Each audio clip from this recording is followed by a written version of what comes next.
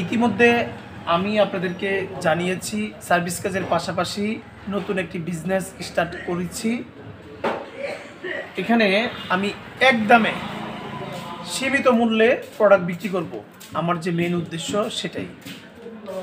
এখানে প্রথমে আমি মুদির মালের একটা টার্গেট নিয়েছি, পাশাপাশি ইলেকট্রিক এবং আমি যে রিলেটেড কাজ করি ওইসব প্রোডাক্ট আমি এখানে বিক্রি করব সীমিত মূল্যে, একদমে, সম্পূর্ণ একদমে। অনেকেই বলতে পারেন যে একদমে ব্যবসা কি আসলেই করা যাবে, কাউকে কি বাকি দেওয়া যাবে না?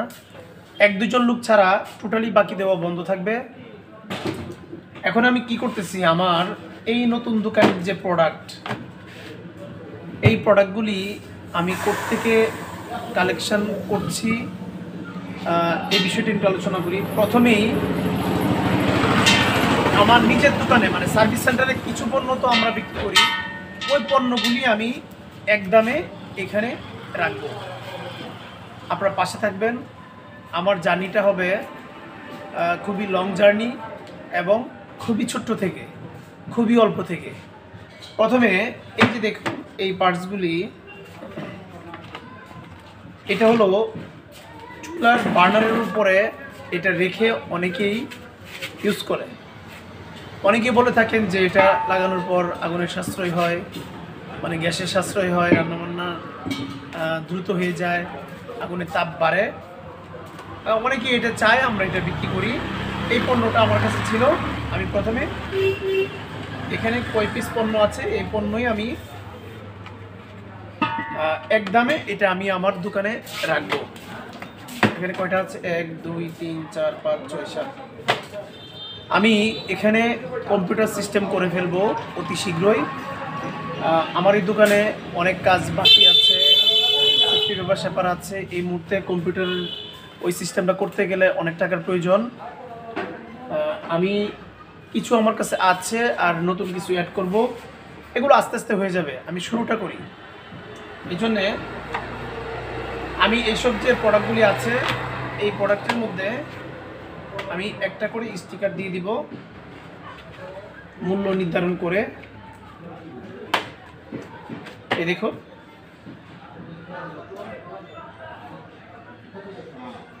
এগুলো আমি এক দরে বিক্রি করব। জানি না কতটুকু সফলতা আসে, আপনারা পরামর্শ দিবেন, আমার পাশে থাকবেন, আমার যে ভুলগুলি হচ্ছে ওইগুলি শুধরিয়ে দিবেন। আসলে চেষ্টা করতে বাধা কোথায়? আমরা যদি চেষ্টাই না করি তাহলে সফলতার মুখ দেখব কিভাবে? যে চেষ্টা করলো না সে তো তার কাছেও নেই, আর যে চেষ্টা করলো সে সফলতার পর্যায়ে পৌঁছেও যেতে পারে।